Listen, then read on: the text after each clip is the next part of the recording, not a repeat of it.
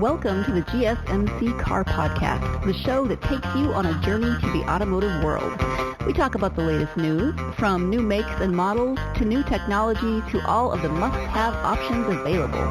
Whether you're a fan of the old classics, love the latest models and technology, or have never met a vehicle you didn't want to work on, the GSMC Car Podcast has something for every car enthusiast.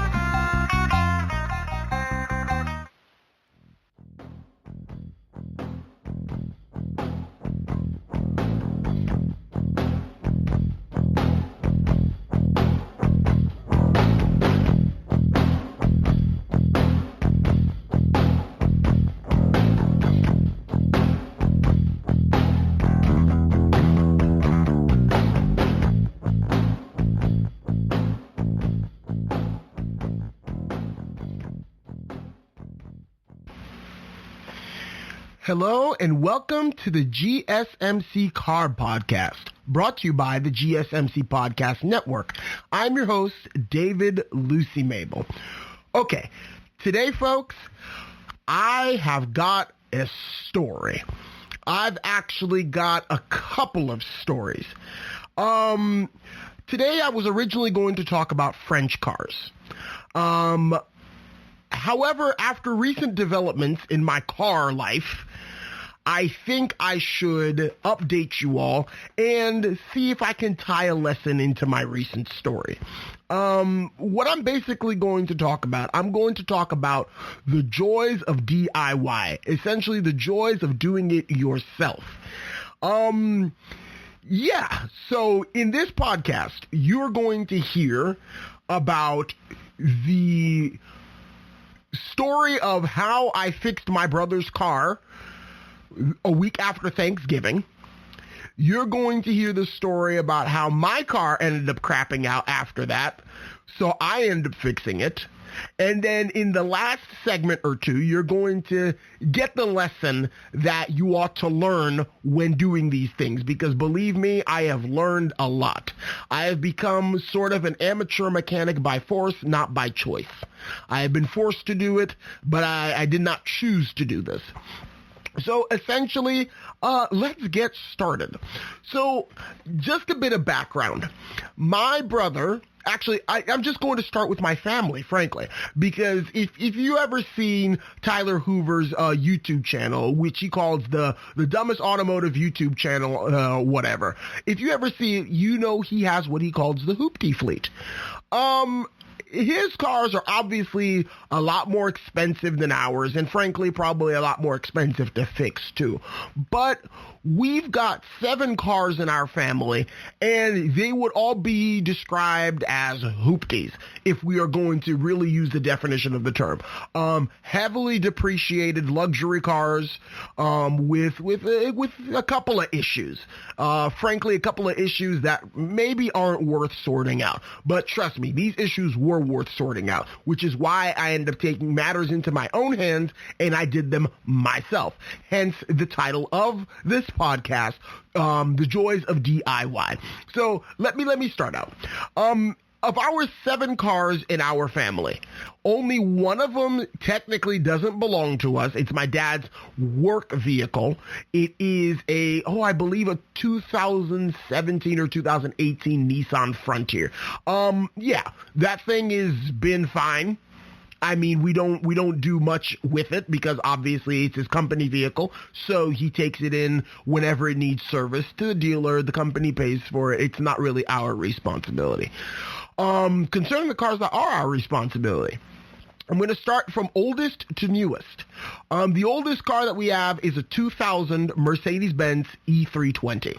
My dad bought this car just a few months ago. It might have been a year ago now. This is our spare car. We always believe in having a spare car because when you drive a bunch of hoopties, you're going to need a spare car in case if one of your cars breaks down. So after my brother's car took a crap on him down in Miami. He went to go get the spare car, and then now the spare car has become his main car. So in order to replace the spare car, my dad bought this 20-year-old Mercedes-Benz. This thing is in absolutely gorgeous condition. It has less than 89,000 miles on it. So if you average that out, that's about, probably 4,500 miles a year. Yeah, there's almost no issues with it, but you'll end up finding out later on in the podcast what ended up happening to it.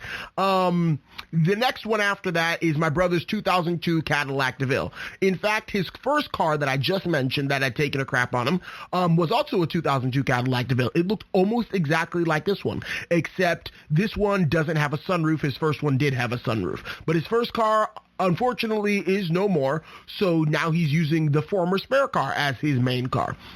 Next one after that is my 2004 Buick Park Avenue Ultra. You will find that the vast majority of today's stories and lessons to be learned from doing it yourself are going to come from my 2004 Buick Park Avenue Ultra. I love this car to death, but my goodness gracious. And I should have said the next one after that was actually my dad's 2003 Mercedes-Benz S-Class. It's an S430, but it has an AMG look-alike package on it. So the thing is gorgeous, but the problems that it gives, for the 5 years, it's probably spent 1.5 years running properly. Of the 5 years that we've had it, it's probably spent 3.5 of those years constantly giving a problem, constantly dying, constantly doing that. But my dad is not getting rid of it.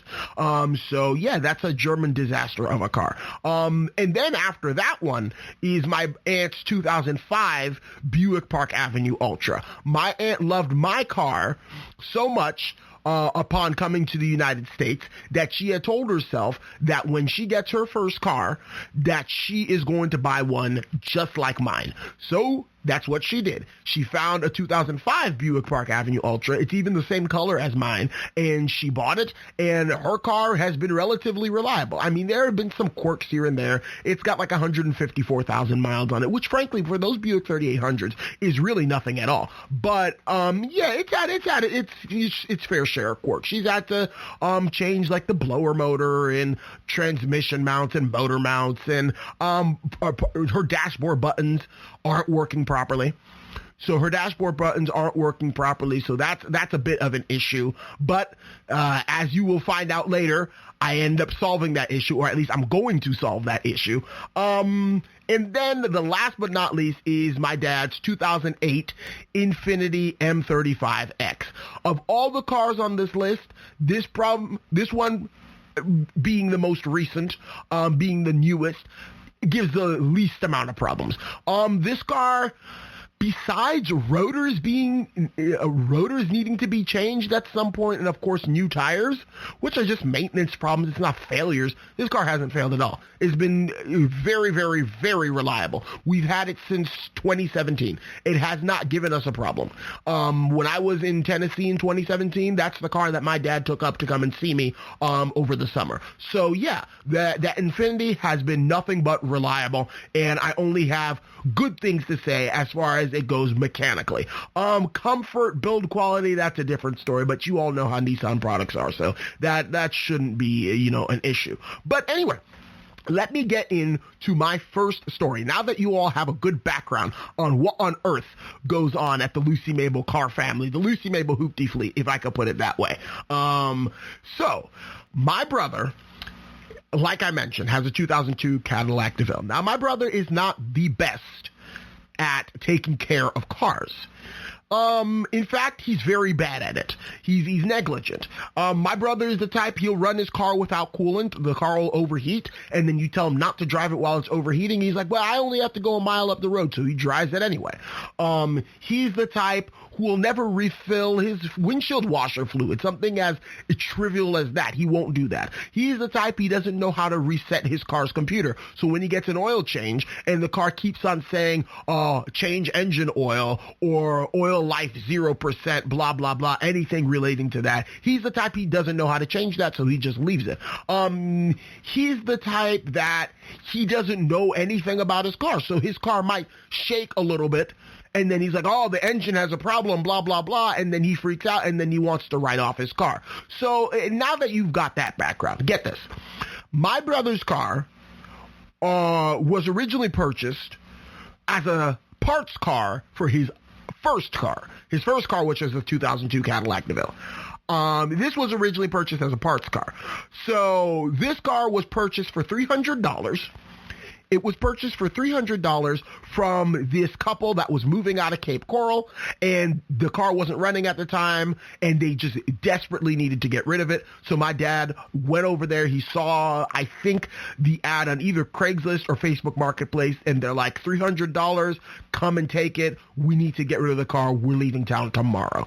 So my dad goes over there with a tow truck, and then he picks it up, and then he brings it back home. Now, our mechanic at the time, his name was Charlie. He used to come to our house and work on our cars. Charlie didn't have a shop on his own.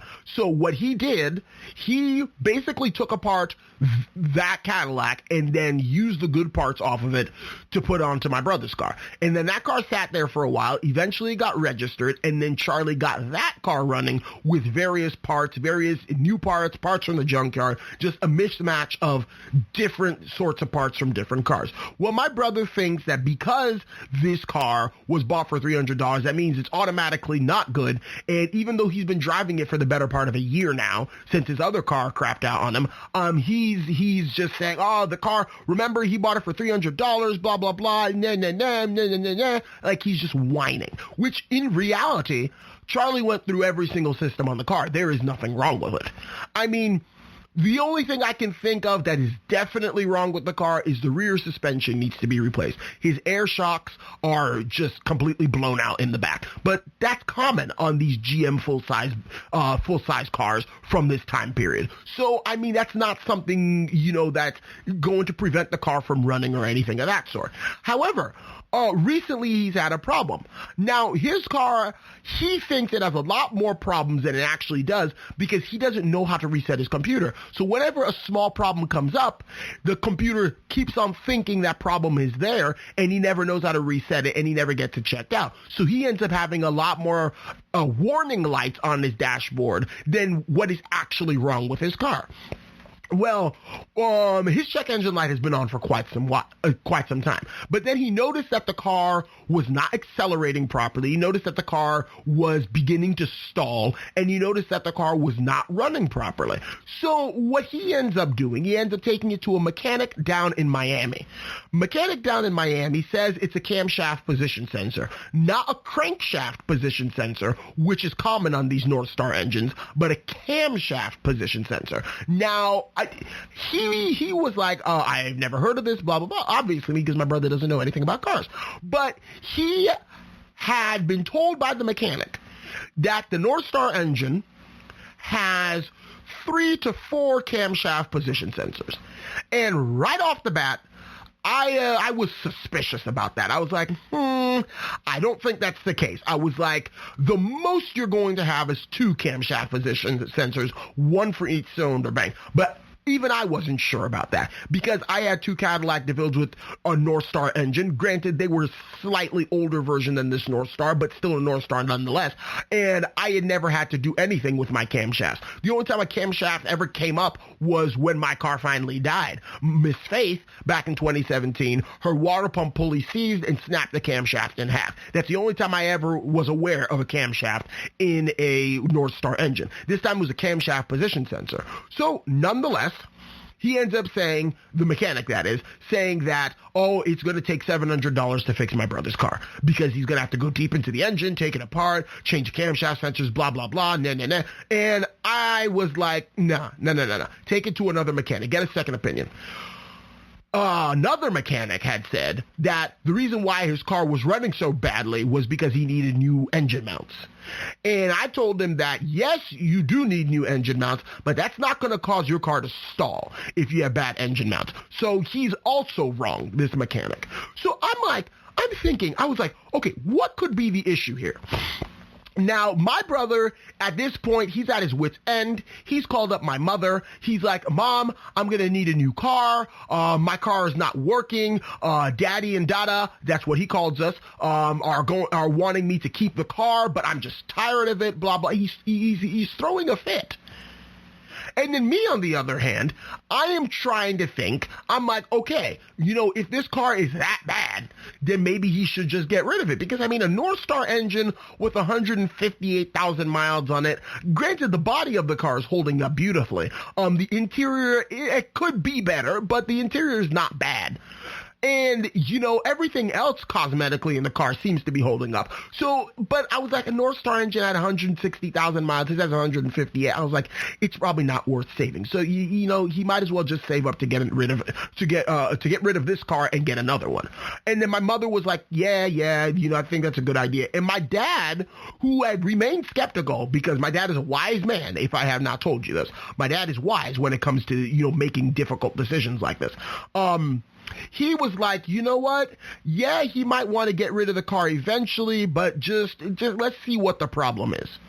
So as I'm at work, I work in a news station. Before the actual newscasts happen, there is a lot of downtime. So I'm constantly doing research on cars. I'm constantly doing research on what to do, how to fix them, blah, blah, blah. So I had just, out of curiosity, looked up how to fix a camshaft position sensor on a 2002 Cadillac DeVille. I find this video on YouTube. This video is maybe 2.5 minutes long. It's not long at all. And then it just shows this man with the same car removing his coolant tank, getting to his camshaft position sensor, unscrewing it, popping the old sensor out, and then putting the new sensor in, screwing it back in, and putting everything back in place. The whole job, according to the video, took the man 30, 45 minutes. And I'm like, I could do that.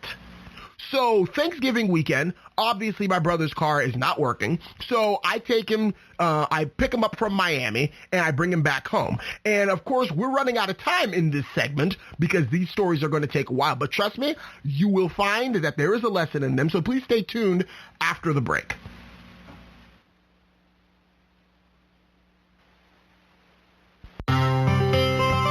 Are you a business owner? Someone interested in the latest news that might affect your business? Then check out the GSMC Business News Podcast, a show dedicated to keeping you up to date on all things concerning business, technology, and the stock market. Get a head start on the day as we keep you updated on the latest goings-on Wall Street, money, jobs, and technology. The GSMC Business News Podcast has you covered.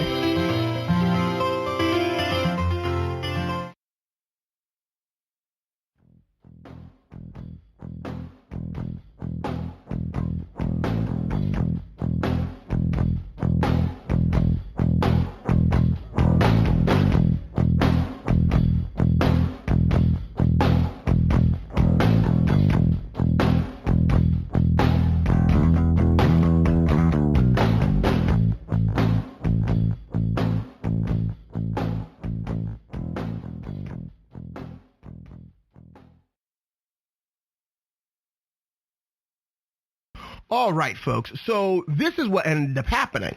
In the first segment you heard, I should probably still keep to the traditional format of the podcast.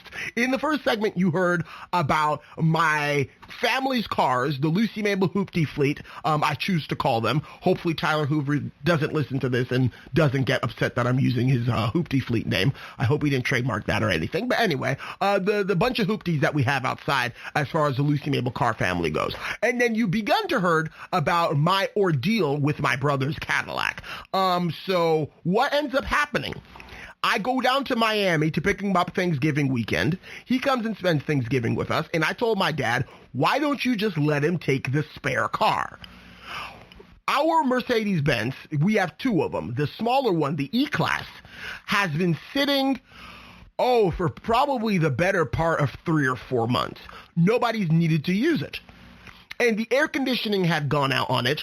So during the really hot months, nobody was going to want to use it anyway, because here in Florida, especially when you have a car with a leather interior and no air conditioning, I mean, that's a death trap. I mean, you do not want to drive that car unless you have your windows open, and sometimes it rains, so you can't really have your windows open, and that's just not a car that you want. It's too humid, it's too hot. A car with leather seats and no AC is not a car that you want to drive. But nonetheless, I told my brother, rather you take the car with no AC than you take a car that's going to stall on you and not take you to where you need to go.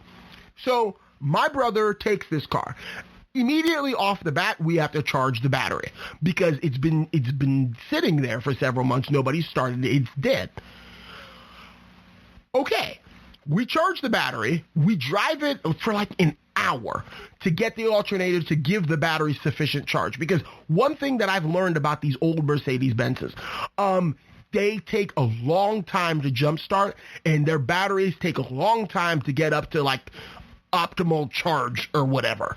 It took a long time. We literally took it down to Bonita Springs and all the way back. And then it finally started after we had to turn it off. So the next morning, which is Friday, Black Friday, the day after Thanksgiving, my brother, is about to leave for Miami, but you have to go back to work until Saturday, so he's not leaving that early in the morning. And then he's after I come back from work, he had just left, and then he was driving the car. He needed to go pick up some money from the bank to go put gas in his car that my dad gave him. Everything seemed to be working fine until he got to the bank's parking lot. He gets to the bank's parking lot, he finishes withdrawing the money, and then he goes back to start the car. Guess what doesn't happen? The car doesn't start. And we're like, what on earth? So what ends up happening, we end up finding out that the ground wire, we found out the hard way, the ground wire snapped. The ground battery terminal. And I told my dad, it's like, hey, the reason why this car is not starting is because this battery terminal is rusted. It's corroded. And then he never really paid much mind to that. He was like, oh, no, we just need to charge the battery, blah, blah, blah. Well, lo and behold, it snaps in my hands as I'm trying to unscrew, because we had thought that the battery just needed to be replaced, that it was defective, even though the battery's only, 8 months old at this point. Or at least at this point, it was 7 months old. This happened last month. All these stories span over the course of a month. And they span happened back to back to each other. So yeah, that's crazy. But anyway, so back to what I was saying. So what we ended up doing, I didn't know there were universal, battery terminals. So we go to the auto parts store. My brother, I will give him credit, was the one who found out that we can buy this, because he desperately needed the car. So he was finally going to start doing something. And then we went to the auto parts store, we bought the new cable for like $8, and then we attach it to the car and then to the battery, and then the car starts right up. So here we thinking the car's fine. A week later, my brother's been driving in Miami. My brother calls me up one day after I get off of work, and I think before he goes into work himself. He says, Dad, the car's not starting. I'm like, oh my goodness. Okay. I was like, he's like, yeah, the key is not doing anything. The car is just not starting. I was like, all right. Okay. Try checking the battery terminal. I'm telling him, try checking the battery, blah, blah, blah. And at this point, I'm beginning to believe that the car has an alternator problem, because I'm like, the car is probably, the reason why it's not running is probably because it has an alternator problem. The battery can't keep a charge. And then he starts it, and then the car starts. And then I was like, oh, that was weird. Okay. So he starts driving it. The car stalls on him. It just stops right as he's about to pull into campus. Thankfully, he was close enough that he was able to start the car again and then park it on campus. Okay. So now we know that not only his car has a problem, it needs a camshaft position sensor. The Mercedes-Benz has a problem. It needs some sort of thing, either an alternator, a new battery. Something we did was not enough, so the car kept on running and starting. And of course, my brother doesn't like his Cadillac. So he's trying to use the Mercedes-Benz for everything that it's worth. He puts gas in it. He does this. He does that. He keeps on driving the car to work, despite the fact that we've told him not to use it because we don't know when the car is going to next stall on him. So me, as the older brother that I am, I hear this. This is a week later. So this is the Thursday after Thanksgiving. First week of December. I hear about this. So I immediately call off of work on Friday. And I told him, hey, I'm sorry. I've got an emergency. My brother's down in Miami. He's gotten himself caught in a sticky situation. I have to go help him. So what I end up doing, I spring into action. I do the research, finding out that I can change the camshaft position sensor. I go down to, I think, DeVoe Cadillac in Fort Myers, either DeVoe or Val Ward. One of them's in Naples, one of them's in Fort Myers. I go down to the Cadillac dealership in Fort Myers, and then I tell them, I was like, okay, I need this part for 2002 Cadillac DeVille. And then they said they didn't have it in stock, but they knew where I can go get it. Now, I chatted with the man. I was like, are you I've done my research. I'm sure that this car only has one camshaft position sensor, and it's underneath the coolant tank on the right side of the motor. That is, if you're looking from the back of the car to the front. And then he's like, yeah, you're absolutely right. That's exactly where it is. And then I was like, some mechanic tried telling us that it had 4 camshaft position sensors. And he's like, yeah, that's not until the 2005 to 2011 North Star engines. And upon further research, I found that the front-wheel drive version of the North Star never got more than 1 camshaft position sensor. All the way from 1992 to 2011 when they had produced it. Never got more than 1 camshaft position sensor. It was only the rear-wheel drive models that came in things like the XLR, the CTS-V, things of that sort, and I think the STS-V or something. Those were the ones that had multiple camshaft position sensors because they had variable valve timing on the 4.4 liter North Stars that were rear wheel drive, not the 4.6 liter North Stars that were front wheel drive put in the Cadillac DeVille and the Cadillac DTS and the Buick Lucerne. So that's what my thing was. I was like, okay, I figured this out. I can definitely do this. The mechanic lied to my brother. He doesn't know what he's talking about. So I go down to Miami. I change the camshaft position sensor. My brother's car has no coolant in it, so the coolant tank was super easy to move out of the way. And what you don't know about these North Star engines is that you cannot run that car without coolant. The engine block is made of aluminum. They're notorious for head gasket problems. They're notorious for the head bolts being stripped out of the motor. And what ends up happening is if you overheat the engine, the aluminum, which is a soft metal, tends to expand, and then it allows the head bolts to come loose, thus giving you head bolt issues, thus giving you head gasket problems, and then you can lose the entire motor that way.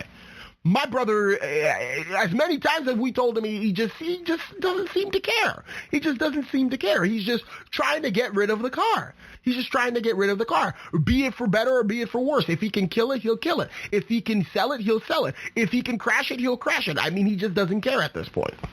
So I fix the camshaft position sensor, and then I top his car off with coolant. I top it off with oh dear me, I top it off with windshield washer fluid, and then I take it back to the mechanic and then find out why it's still giving a check engine light. And then it's when he reminded me that on the Cadillac DeVilles, you have to go into the driver information center, which the digital dashboard, that's what it's called, and then you have to manually reset the codes that the computer is throwing. So, of course, I immediately remembered what the man was talking about because I used to have to do the same thing on my 1998 and 1997 Cadillac DeVilles whenever some major component was changed. You had to reset the codes. So I reset the codes, and I found out that it was throwing another code that the mechanic at AutoZone had told me that it was a loose gas cap that was causing that, because when you don't have a gas cap on, or a loose one, or one that's defective, it throws a check engine light, thinking it's some emissions issue. Well, long story short, I test the gas cap with the car, with the one from my car, because my brother's car and my car, he has a Cadillac DeVille, I've got a Buick Park Avenue. They're G-body GM cars, even though they continued calling the Cadillacs K-body, but they are all G-body cars. So I figured his and mine were mechanically very similar cars. So I took the gas cap off of mine, see if it would work. It worked. The code went away. So, get this. Code has gone away, and all fluids are topped off. Coolant and everything. Coolant story is another story, but that's besides the point. The car is running beautifully. And I go to check the Mercedes-Benz. I drive it around the parking lot. It seems to drive fine until my brother, who was like, I'm just going to take this one to work again, doesn't listen, obviously. The car stalls on him. He can't even start it to move it out of the parking space to get onto the road. So he ends up taking his car. Well, we end up finding out that the Mercedes-Benz had a crankshaft position sensor. My dad had done his own research, which my dad typically doesn't. He's not a car guy. He's a computer guy.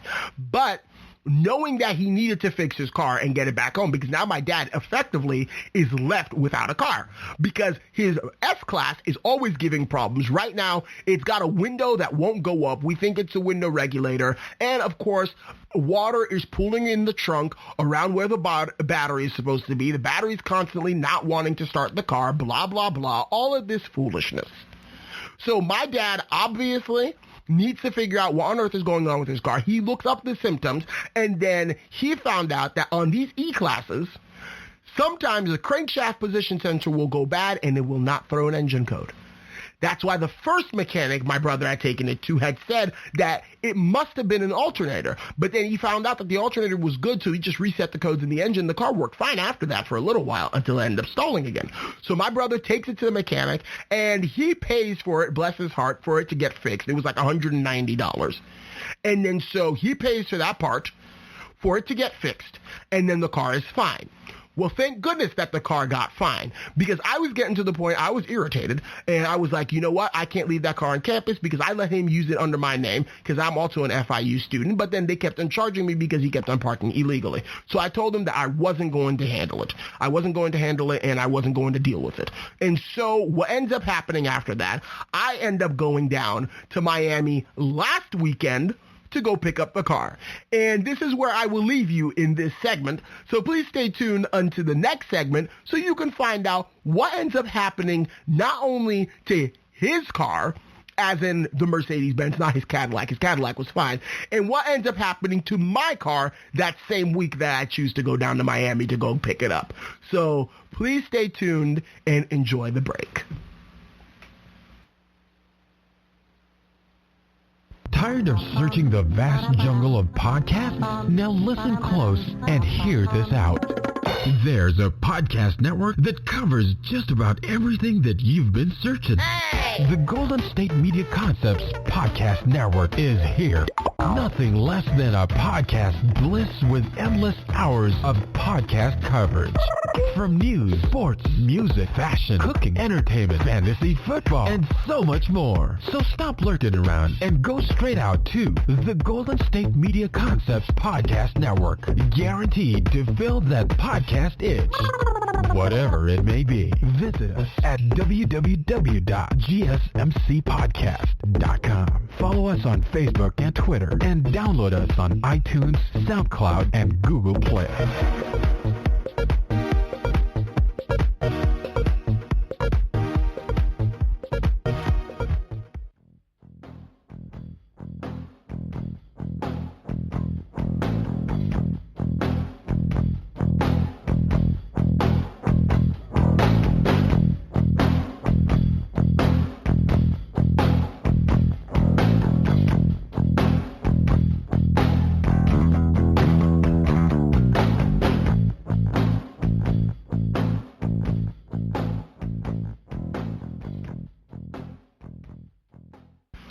Alrighty, folks. So what happens to my brother's car, as in the Mercedes-Benz? The Mercedes-Benz, we go to pick it up. My dad and I was originally going to have AAA tow it, but it was still at the mechanic shop, and my dad said he could come with me on Saturday. So last Saturday, we go down to Miami. We pick up the car. We found out that the car is running fine, even though it has a brake lamp that has gone out. But we figured 2 of the 3 brake lamps are working, so it's going to be fine. I take my car, but mind you, my car has been giving me an electrical issue for the past, frankly, several years, the headlights have a mind of their own. So sometimes they work properly. They come on when the Twilight Sentinel senses it's dark and they're supposed to come on. Or sometimes they don't come on at all. And sometimes they come on, but the taillights don't come on. And so the most recent problem was the fact that they used to come on, but my taillights wouldn't come on. So that happened to me on Wednesday of last week. And that's when it finally got, it was that morning that I noticed the car was delayed in turning on the interior lights, like the dash lights, but I had no clue that the dash lights were linked to the tail lamps. So I figured, my dash must be going out, and I'll get that solved at some point in the future. No. It wasn't my dash at all. My dash was working perfectly fine. It was the whole entire perimeter lamp system. Perimeter lamps, interior dashboard lights, and tail lamps are all connected to the same circuit, and something was going bad. So I'm like, I get pulled over on my way to work, and I was already running late that day. And then I told the cop, I was like, now I figure out what's going on with my car. I didn't know it was doing this. So he goes back, he checks it, and then I fiddle with the switch, and then it's not working. And then so cop, gracious, bless his heart, didn't do anything. He didn't give me a ticket. He just said, make sure that they're working before you get back on the road because I don't want you getting rear-ended. So he was watching out for me, thank goodness. Police are to protect and to serve. Not all cops are bad. But anyway, so I fiddled with the switch in some way, shape, or form. I finally had to work. So I drive like 30 seconds up the road to my job because that's how far away I was. I pull into the parking lot. Okay, so at the time I come into work, it's dark, but at the time I leave, it's a light, so I don't even need headlights or taillights. And so I go back home. That evening, I go and hang out with my best friend, Grant, who Grant is, a huge car mechanic guy himself. He does all the work on his Mustang. I go to his house to pick him up for church that evening.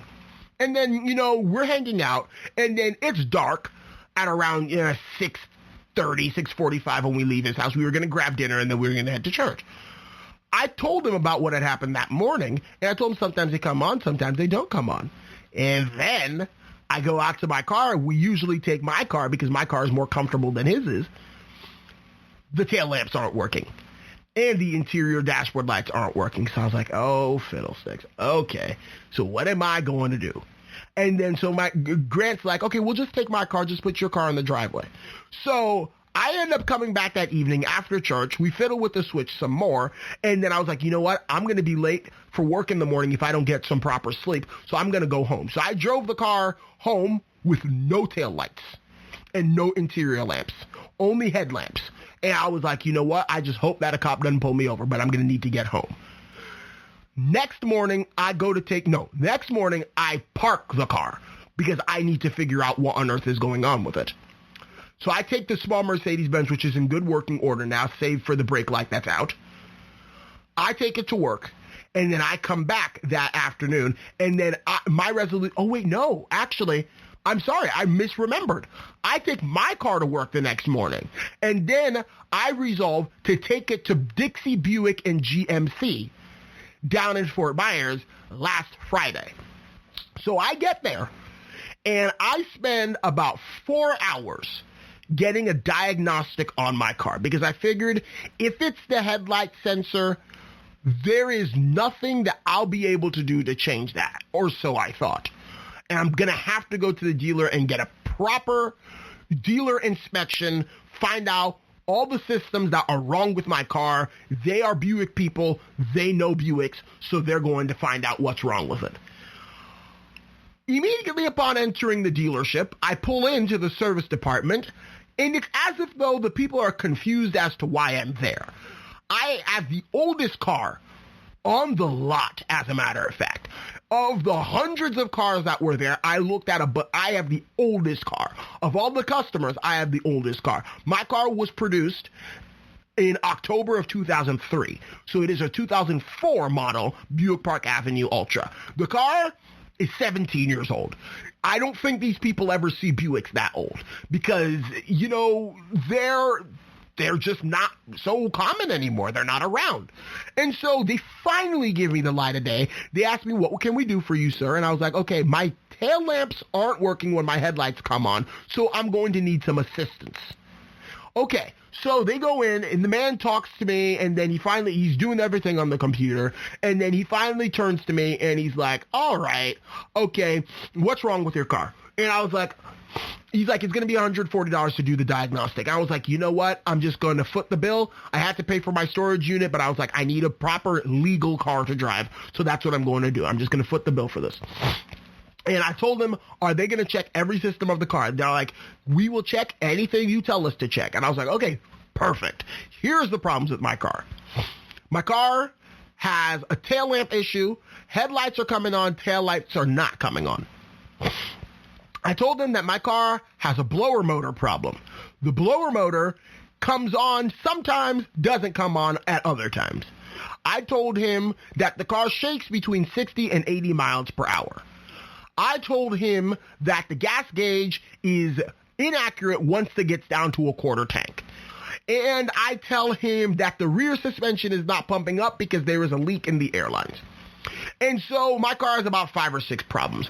Only one of them seems to be a big problem, though. Oh, and I told him that the check engine light was on as well, because when the car gets cold, and we recently had a cold snap of weather down here in Florida, when the car gets cold, the thermostat tends to get stuck open, and then the car is not running at optimum temperature. And so I told him the 5 or 6 issues that I had with my car. So 4 hours later, I had gotten there at, probably 1:30, so not quite 4 hours later, about 3 hours later. I finally get the report. They had told me that my car was going to cost $2,200 to fix and completely sort out.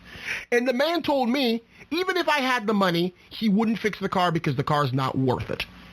And then that's when I was not about to take that from him, because as soon as I pulled up, they had found my number in the system because I had been there before to get parts for my car. They had found my number in the system. They had called me and asked me if I wanted to trade in my car. And I told the woman on the phone, I was like, ma'am, I can't afford a new car. And she's like, well, we've got lots of incentives. I was like, no. You don't understand. I am not getting rid of my car. I don't want to get rid of it. I am driving it till the wheels fall off. You cannot convince me to get rid of my car. I'm not getting rid of it. Because all the Buicks these days are not even American cars. They're all made in China. Now, granted, made in China doesn't necessarily mean it's bad, but I want an American car. That's just how I am. If I'm obnoxiously patriotic in that regard, so be it. I want an American car. I don't want a Chinese car trying to be an American car, like all the Buicks are nowadays. So, this man tells me that even if I had the money, he wouldn't fix the car because the car's not worth it, and that's what I get for driving such an old car. And at this point, I don't appreciate his tone. Because I'm a customer, I go in, I have a car, and frankly, whether you would fix it or not, whether the parts were discontinued or not, if I have $2,200 that I'm willing to spend on my car, you're going to take my money and you're going to fix my car. You don't have a choice. That's how customer service works. Customer is always right. Even when the customer seems stupid, they are always right. So, I told him, I changed my demeanor. I was like, sir, between you and me, you know that most of the crap on this list doesn't actually need to be done on my car to get it to be drivable.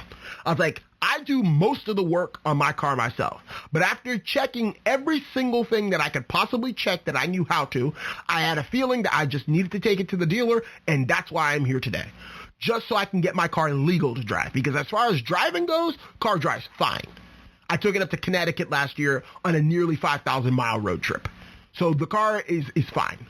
I just need it to be legal to drive because I cannot drive a car without working tail lamps. So he kind of shuts up. And then he's like, all right, well, these are the parts, and half of these parts have been discontinued, so we're not going to be able to get them for you. And then technician comes in, and he's like, here, I'd like to show you what's wrong with your car. So I go over there, and I'm explaining him the switch issue. Well, the first man who had written down the problems did not write down that my tail lamps were working. He had said that my lights weren't working. So the mechanic, obviously, when your lights aren't working, you tend to think headlights. So he checks the headlights. Man never even looked at the tail lamps. So at this point, I'm kind of frustrated, but they told me everything else that was wrong with my car. So I guess the $140 that I'm about to drop is not in vain. So I go in, and I'm about to drop $140 on this diagnostic, in which the man told me, since we didn't solve the problem, the car's going to need to be taken back, so we're only going to charge you for $70. And I was like, okay. So I pay $70, and then I leave. They tell me to bring the car back. And at first I was considering, but secondly I was like, they're going to charge me way too much money per hour to find out what this problem is. I'm going to take matters into my own hands. I'm going to find out. So I decided I'm not going to bring the car back. And they had told me that the car needed a sun load sensor and some foolishness as that. The car didn't need a sun load sensor. Sun load sensor is to measure the outside temperature so that your automatic climate control can work. My automatic climate control works fine when the blower motor wants to come on. That had nothing to do with the lights, and I didn't find that out until scouring the internet for several hours and for several days later. So I ended up taking the car back home, and at this point, I'm discouraged. I don't know what to do. My car is not working properly. And that night, I go to test the car because I was supposed to take my girlfriend to Lakeland that day to meet up with her family so she can go and spend the night with them in Sanford and so they can drive up to Tennessee for Christmas. I told my girlfriend, look, honey, I'm not going to be able to take you to Lakeland because my car doesn't have working lights, and I'm going to come back at night, and I need the working lights. To add insult to injury, guess what ends up working that night? The lights. The lights end up working fine, exactly how they should work. And my dad was beginning to think that maybe the mechanic had pity on you and then saw that it was a simple problem, and he fixed the problem, and he let you go without telling you that. And I was skeptical at first, but after Thursday, it started to work. Friday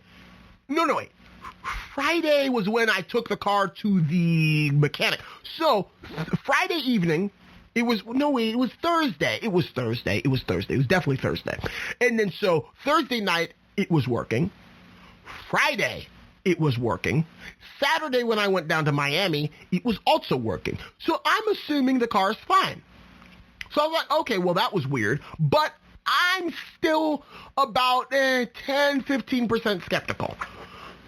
But I take the car to church on Sunday morning, and I drive back. I park it. Obviously, it's daylight. Don't need to check the taillights or anything. Guess what ends up happening? The lights begin to flicker on and off, just like they've been doing for the past several years, and my aunt comes to me, and then she's like, David, how come your lights are still on? I was like, oh, crap. I was like, I knew the problem wasn't solved. So at this point, I go out, and I'm just super frustrated. I'm fiddling with the switch. Nothing's working. And I'm like, I'm telling the story. I'm recounting the story. And I still have this inner feeling of frustration welling up from within me as I tell you all this story. This is why if you're going to work on your cars yourself, you need tons of patience. So I end up looking at everything that's wrong with the car and the switch, and I just can't find anything. So at this point, I'm at my wit's end. So I was like, Monday, I got to go to work. I'm going to take the Mercedes-Benz to work. So Monday, I take the Mercedes-Benz to work, and then I come back and I begin to fiddle with my car.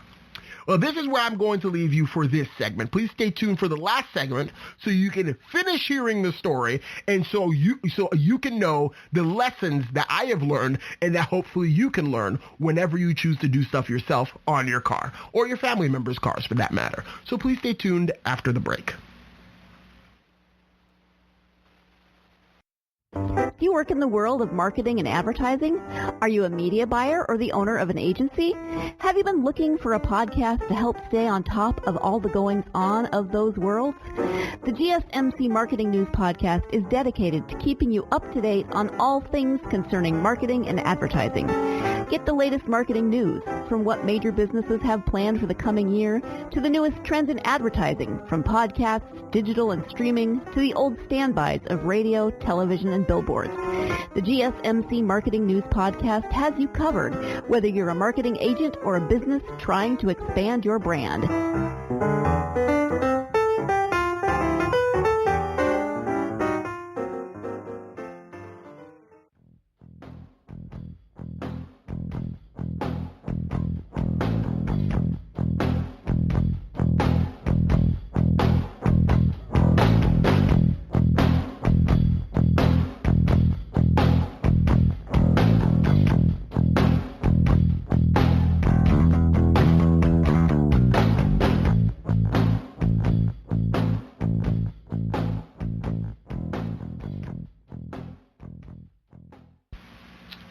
Alrighty, folks. So this is what ends up happening.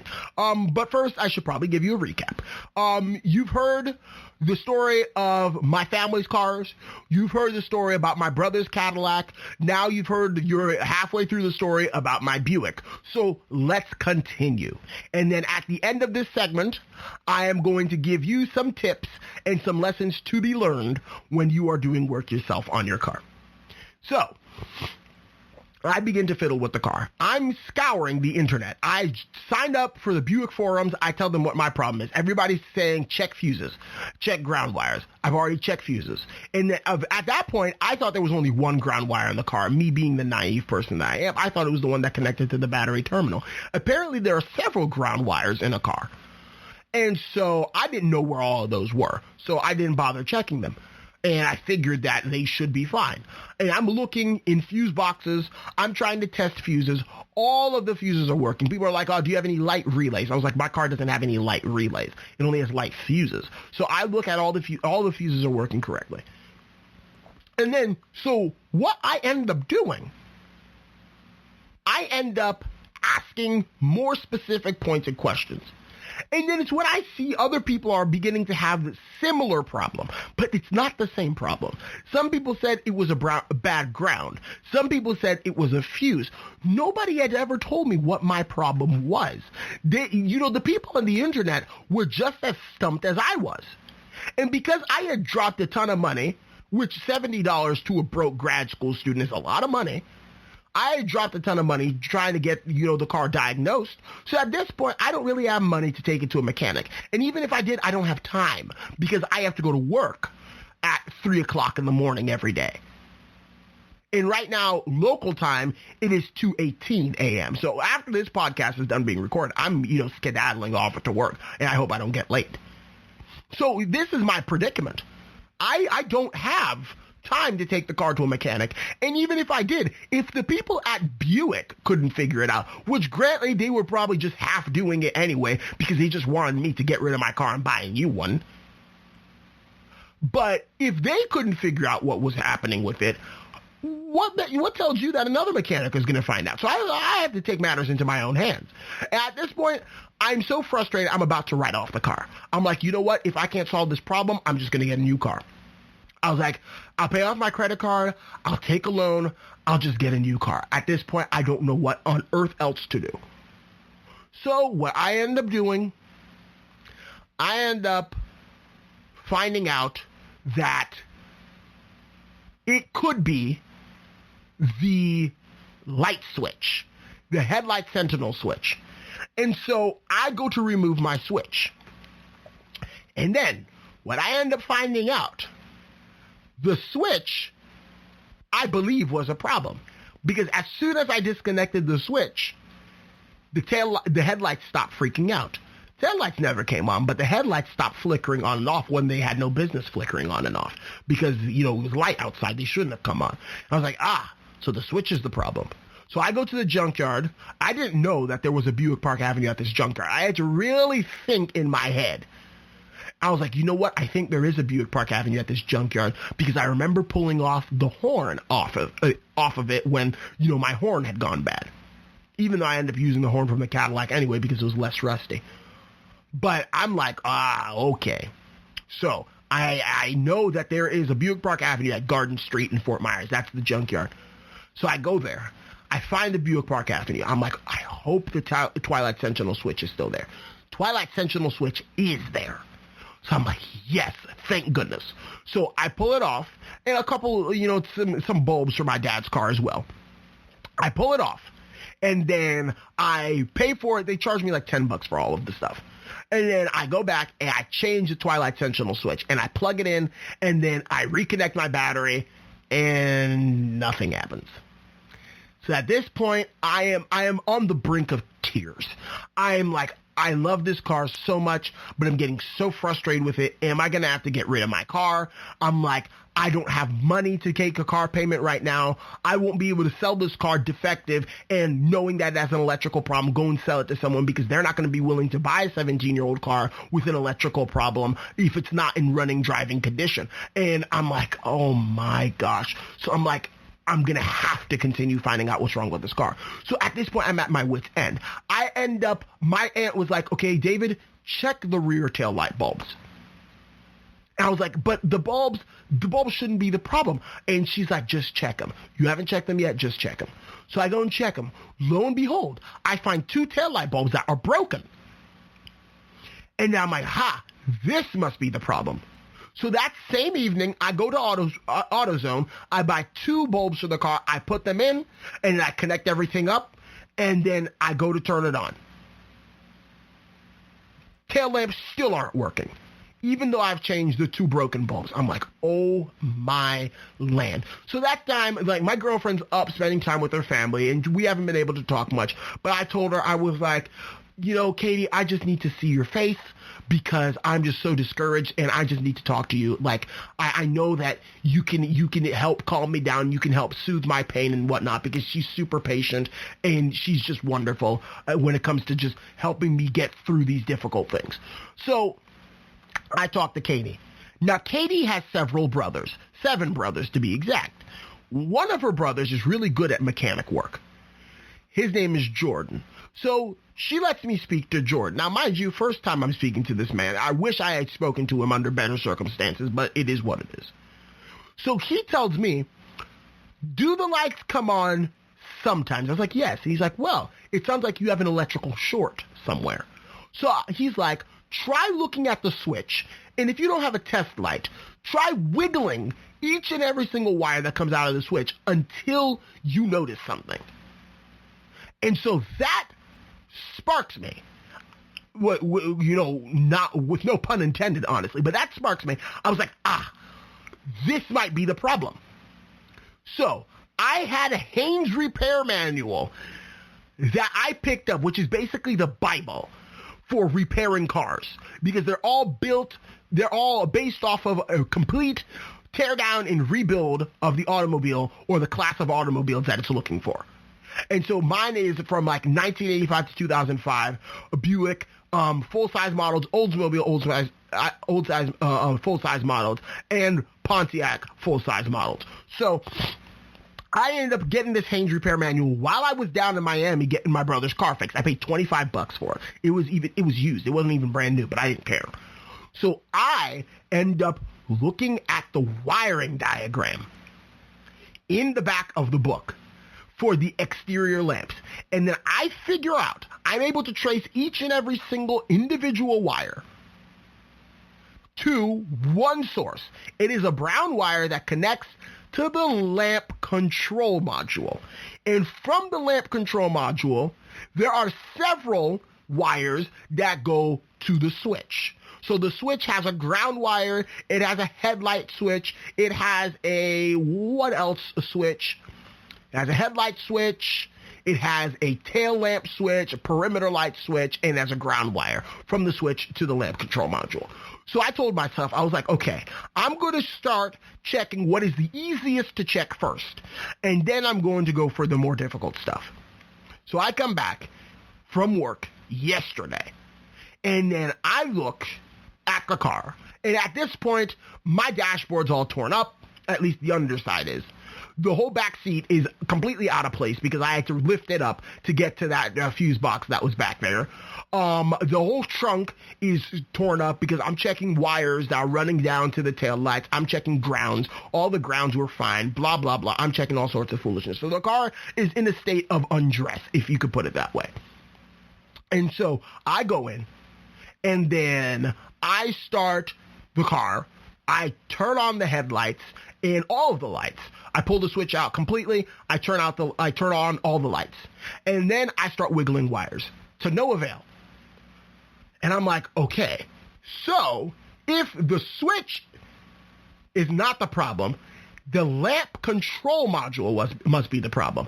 Now, I had previously heard on the internet that the lamp control module only connects to interior lamps. It doesn't have anything to do with the exterior lamps. And I was like, okay, so I don't have to check that in my car. I was wrong. I'm going to tell you why I was wrong. I look at the lamp control module. Now, of course, I only have a picture of the part that is for sale on the internet. I don't have a picture of where it is on the car. Nobody knows where it is. And if they did know, nobody responded in time. So I'm like, you know what? At this point, the car's already taken apart. Might as well start taking it apart some more. So I'm starting to do some exploratory surgery on the car, because just as my friend Good Shoes put it, he was like, you know what? If you're in the middle of open heart, you might as well explore anyway. So I turned myself upside down to get my face near the pedals of the car, or to get my head near the pedals of the car with my face pointing upward on the underside of the dashboard. I'm start unscrewing things, and I'm looking for this brown wire, because I know the brown wire is the culprit that connects all of the exterior lamps, the tail lamps, and the dash light lamps. And then I'm like, okay, let me look for this thing. I find the brown wire, and I'm like, okay, this brown wire, I follow it. I was like, this is where it is. I was like, this has to be the lamp control module. And as I'm unclipping the bracket, and then I look for it, I pull these things gently out of their positions, and I begin to look at them. And I was like, yes, I found the lamp control module. Now, obviously, I'm not an electrical engineer, so I looked at it and it appeared to be fine, but I was like, obviously, it's not fine, because if I check literally every other thing in the car and the lights are still not working, I was like, it has to be the lamp control module, by process of elimination alone, if anything else. So I unclip the plugs, and let me tell you, GM puts these clips on their car's goodness to clip these electrical connectors into place, and lordy God, if you don't have like the strength of Thor or something, you can't unclip these things. But I finally unclip them, and then I look at the part that I have in my hand, and I look at the part on the engine. I was like, this is the lamp control module. There is a smaller module next to it. That is for the interior lamps and the dash light lamps. And so I look up the part number to figure out what it is. That's when I end up finding out it's for the interior lamps. I was like, both of these must be bad in my car then. Or if not both of them are bad, I'm going to replace both of them anyway, because I need to find out what on earth is going on. So at this point, it's like 3 o'clock. And I was like, okay, I'm going to head down to the junkyard. So I head down to the junkyard. They close at 5. I make a beeline towards the Buick Park Avenue. And then I go and I turn myself upside down underneath the car. And I find the lamp control module, and I find the smaller module that goes right next to it. So I buy them both for like $10, along with a row of buttons that my aunt needed for her car. And I buy all 3 of those things for $10. I hop back into the Mercedes-Benz, and I drive it back home. Now, mind you, when I was disconnecting the lamp control module in my car, I forgot to unscrew the battery terminal. So the 2 connectors, the brake switch and the cruise control switch that attached to the top of the brake pedal, had touched each other and they sparked. Now, of course, I didn't think this was a problem, but, wait until you finish hearing this. So I finally get back home, I plug them in, and the lights work. I see the lights come on the dashboard. I touch the dimmer switch. I'm, moving it, and the lights dim up, or they dim down, and then they light up as I'm moving it. And I pull out the switch completely to go check the taillights, and I scream, glory, hallelujah. I jump, I'm dancing, I'm running around, I go inside the house. I said, Grandma, I fixed the car. And she's like, praise Jesus. And so I'm running around, I'm having a ball, and I go back outside. And then I let the car run for a bit, just so I can make sure it works, and then it's fine. So I take the last bit of daylight left to put everything back together in the car, including the brake switch and the cruise control switch. So I told myself the first thing I'm going to do when I get the car and I take it on a test drive is check the cruise control. Cruise control, at first, I felt like I wasn't going fast enough, so I had turned it on, and then it wasn't working. So I was like, okay, let me take it up to like 50. Took it up to like 55. Cruise control appeared to be working, but of course I'm on a city road. The road's 45. I don't want to get pulled over. So I'm like, okay, whatever. And then the traction off light comes on. I'm like, oh man, what is it now? And so I go back home, and then I'm looking for a traction control switch. There's not really a traction control switch. The button's at the end of the gear shift on this car. But I'm looking, and then brake light switches are coming on. and cruise control switches are coming on. So I have determined that the traction off is integrated into these switches. And then when the two switches touched each other, they shorted out, they sparked, and I ended up frying both of the switches. So even though I fixed the lights, I'm pressing my brakes, and my brake lights aren't coming on because the switch needs to be changed. It's fried. And the reason why my cruise control was acting funny was because the cruise control switch is also fried. So even though I fixed my original problem, I have caused myself a second problem in the car, which all of this is to tell you that there are several tips I have to give you as far as lessons to be learned when doing something yourself on your car, especially when your car is 17 years old. When you're touching electrical components, always disconnect your battery first, so things don't end up shorting out. Thank goodness it wasn't a circuit board that shorted out, because at that point I would have just needed a new circuit board, and it was going to be probably thousands of dollars. I don't even know. So always be sure to disconnect your battery when touching electrical components. Second of all, get yourself a repair manual. Be it a Haynes repair manual, be it anything. Get yourself a repair manual. Do not rely on the internet. Third, this is a caveat to number 2. If you have to rely on the internet, join a forum for your car. For example, I have a Buick, I join the Buick forum. If you have to join a Facebook page, join a Facebook page too, because chances are someone else out there has had a very similar problem to you. Fourth of all, if you're going to take your car to the dealer, make sure it's a newer car. If you're going to go take an old car to the dealer, don't even bother, because the dealer is trying to make money. They're going to ask you to get rid of your car and say that your car is unfixable, when you know your car and you know your car is perfectly not unfixable. So those are probably the 4 lessons that I learned and the 4 tips that I impart on to you all listeners.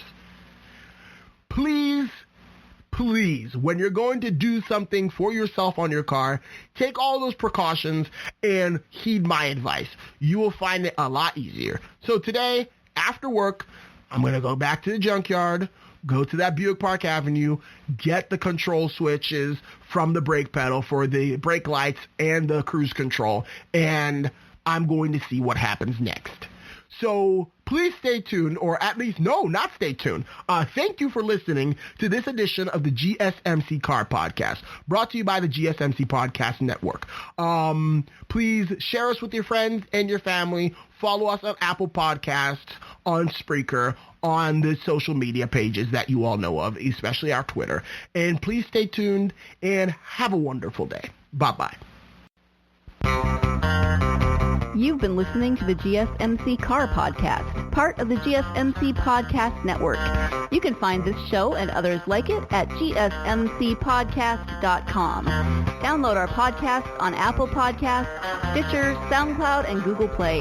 Just type GSMC into your favorite podcast app to find all of the shows from the GSMC Podcast Network. From movies to music, from sports to entertainment, from business news to weird news. Please subscribe to the podcast and follow us on Twitter and Facebook. Thank you, and we hope you've enjoyed today's episode.